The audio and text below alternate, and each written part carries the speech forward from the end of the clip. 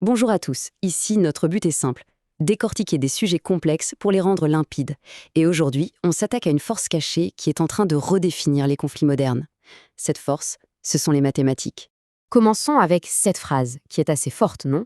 Pendant la Seconde Guerre mondiale, pour casser des codes comme Enigma ou pour calculer des trajectoires de tir, le courage ne suffisait pas. Il fallait surtout des calculs. Ça pose bien les bases, la guerre a toujours été, au fond, une affaire de maths. D'accord, mais si le décryptage était l'arme d'hier, à quoi ressemble cette arme aujourd'hui? À notre époque, celle des drones, de l'IA, des missiles hypersoniques, quelle est l'arme mathématique ultime? La réponse, vous allez voir, est beaucoup moins évidente qu'on pourrait le croire. Pour la trouver, il va falloir complètement retourner notre façon de penser. On a l'habitude d'aller de la cause vers l'effet, du début à la fin. Eh bien là, il faut faire tout le contraire.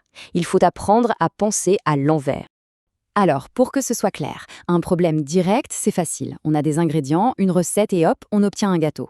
On regarde un match de foot, on voit toutes les actions et à la fin on connaît le score. Logique.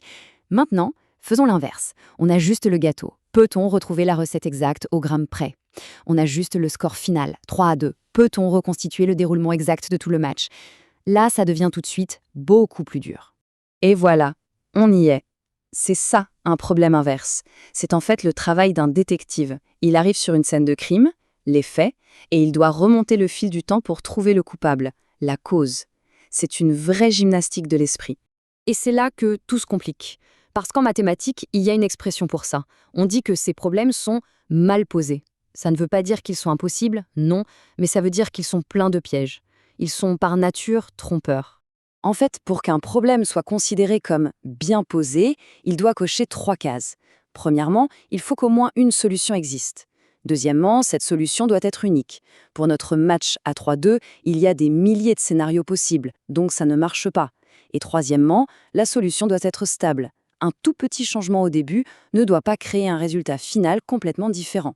Le truc, c'est que les problèmes inverses adorent violer une, deux ou même les 3 de ces règles. Alors, maintenant qu'on a vu à quel point ces problèmes sont difficiles par nature, imaginons que quelqu'un fasse exprès de les rendre encore plus compliqués. Eh bien ça porte un nom. C'est l'art de l'obfuscation. L'objectif ici, c'est de construire une véritable forteresse mathématique. L'idée n'est pas forcément d'être le plus fort, mais de rendre le problème de comprendre ce que je suis en train de faire si complexe, si mal posé, qu'il devient impossible pour l'adversaire de réagir à temps. Et ce qui est fascinant, c'est que la nature fait ça depuis des millions d'années. Quand une pieuvre lâche son nuage d'encre, elle ne fait pas que se cacher. Elle rend le problème inverse, prédire sa trajectoire de fuite, quasiment impossible à résoudre pour son prédateur. C'est une stratégie de survie universelle. D'accord, donc créer des problèmes inverses est une arme. Mais alors savoir les résoudre, c'est un véritable super pouvoir. Et ça a transformé notre monde de façon spectaculaire, bien au-delà des champs de bataille. Pensez-y. Chaque fois qu'un médecin regarde une IRM, il résout un problème inverse. La machine capte les échos des ondes renvoyées par le corps et, à partir de ces données, les faits, un ordinateur reconstruit une image de nos organes, la cause. C'est littéralement la capacité de voir l'invisible pour sauver des vies. Mais historiquement, c'est la guerre qui a été le grand accélérateur de ces techniques. Essayer de localiser un canon ennemi juste avec le son de l'explosion, c'est un problème inverse. Brouiller un radar avec des milliers de petites paillettes d'aluminium, comme pendant la Seconde Guerre mondiale, c'est créer un faux signal pour rendre le problème de détection mal posé. Et tout ça, ça nous amène directement à aujourd'hui. On va voir comment ces concepts s'articulent dans une stratégie géopolitique très concrète, en prenant l'exemple de l'Iran. Face à des adversaires qui, sur le papier, ont une technologie militaire plus avancée, la stratégie iranienne n'est pas de rivaliser frontalement. L'idée est plutôt de transformer chaque confrontation en un problème inverse extrêmement mal posé. Regardons la composition d'une attaque. Ce n'est pas tant la quantité qui compte, c'est le mélange. En lançant en même temps des drones très lents, des missiles de croisière qui volent bas et des missiles balistiques et ultra rapides, on crée un casse-tête pour les défenses. C'est comme une salle d'urgence où tout le monde arrive en même temps.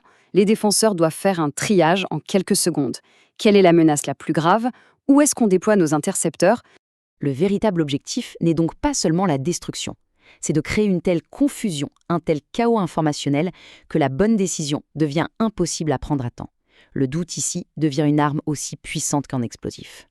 Et cette même logique, on la retrouve sur le plan économique. Pour contourner les sanctions, l'Iran utilise une flotte fantôme. Chaque tactique, transfert en mer, brouillage GPS, faux pavillon, a un seul et unique but, rendre le problème inverse de tracer ce pétrole quasiment impossible. C'est de l'obscufation, mais à l'échelle planétaire. Alors, où est-ce que tout ça nous mène? Eh bien, vers un nouveau type de guerre. Une guerre qui se joue en grande partie dans l'invisible, mais qui est absolument décisive. On peut le dire clairement, une nouvelle course aux armements a commencé. Sauf que cette fois, elle ne se joue pas avec des chars ou des avions, mais avec des algorithmes et de la puissance de calcul. C'est une bataille entre la capacité à créer le chaos et la capacité à y déceler un ordre. Et au milieu de tout ça, il y a un game changer, l'intelligence artificielle. Des problèmes inverses jugés insolubles depuis des décennies, comme le repliement des protéines, sont maintenant résolus par des IA en quelques heures.